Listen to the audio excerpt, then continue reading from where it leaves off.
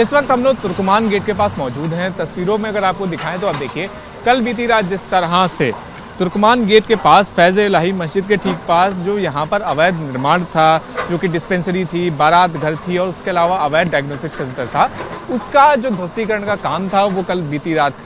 यहाँ पर ख़त्म हो चुका था। लेकिन उसके बाद जिस तरह से उपद्रव हुआ, पथराव हुआ, तो उसके बाद कई सारा ऐसा यहाँ पर जो मलबा था, पहले तो ये मलबा यहीं पर ही पड़ा रहा और उसके अलावा सामने की अगर तस्वीर आपको दिखाएं तो कुछ ऐसा निर्माण था जिसका ध्वस्तीकरण का काम बचा हुआ था। तो इस वक्त सामने आप देख रहे हैं कि जो एक छोटी सी इमारत थी यहाँ पर, जो कि शौचालय के रूप में प्रयोग की जाती थी, उसके ध्वस्तीकरण का काम लगातार इस वक्त यहाँ पर ये सामने से 2 जेसीबी मशीन और पीछे की तरफ से 2 और जेसीबी मशीन लगातार कर रही हैं। तो इस वक्त की ये पूरी तस्वीर है जहाँ पर तुर्कमान गेट के आसपास जो बचा कुचा अवैध निर्माण है उसे भी ढहाया जा रहा है और उसके अलावा जिस तरह से कल अवैध निर्माण को ढहाने की कार्रवाई की गई थी, तो जितना भी मलबा पड़ा हुआ है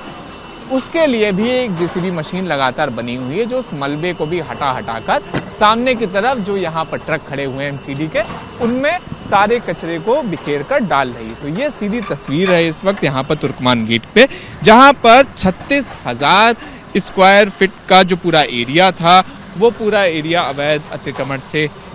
पूरी तरह से घिरा हुआ था, जिसके ऊपर ध्वस्तीकरण की कल कार्रवाई की गई। और जिस तरह से कल बीती रात ये भ्रम जैसी स्थिति बनाई गई कि जो एमसीडी की टीम है, पुलिस की टीम है, वो फैज़-ए-इलाही मस्जिद का ध्वस्तीकरण करना चाहती। तो सामने आप तस्वीर देख सकते हैं कि किस तरह से जो मस्जिद है वो पूरी तरह से